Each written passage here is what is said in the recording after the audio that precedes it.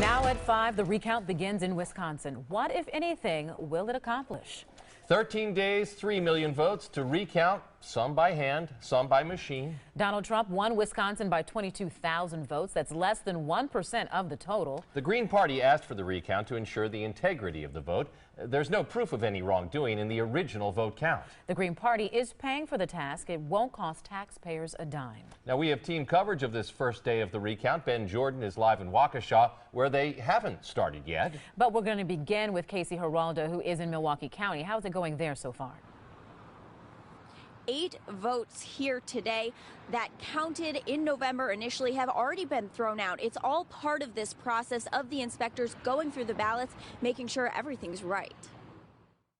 One by one, each ballot gets evaluated by an inspector. Make sure that they were filled out properly. But dozens of times, something is missing. Lacking the signature of a witness or perhaps an address of a witness.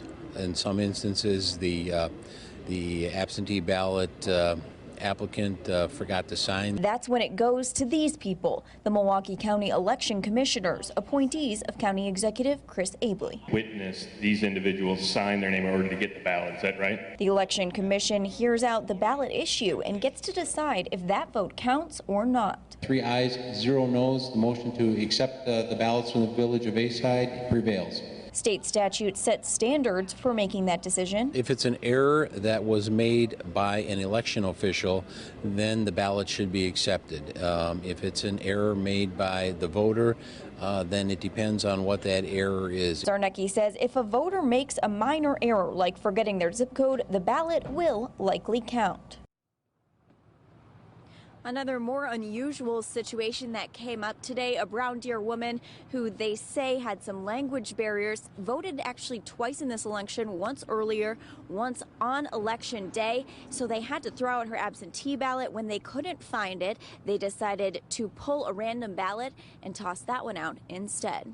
Live in Milwaukee, Casey Geraldo, today's TMJ4. All right, a daunting task, Casey.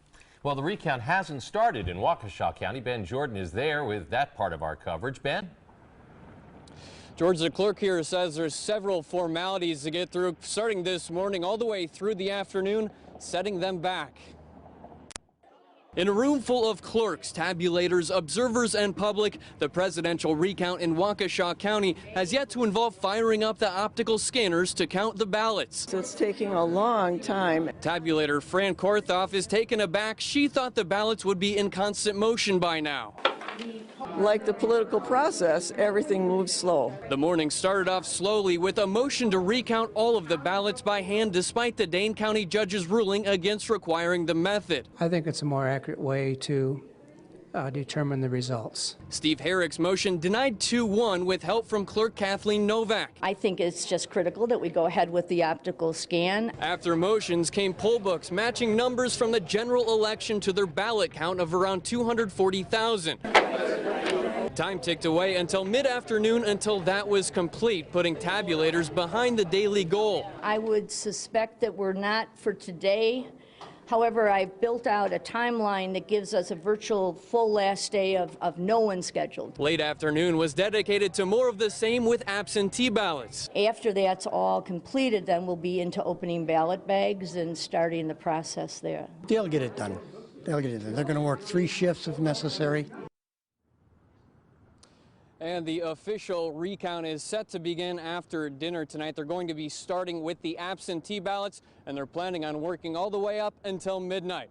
Live in Waukesha, Ben Jordan, today's TMJ4. All right, Ben, thank you.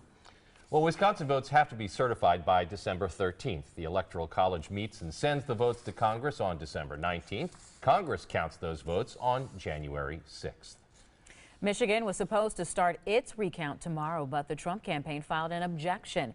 That will delay the start of Michigan's recount until next week. Pennsylvania has a hearing on Monday on Stein's request for a recount there.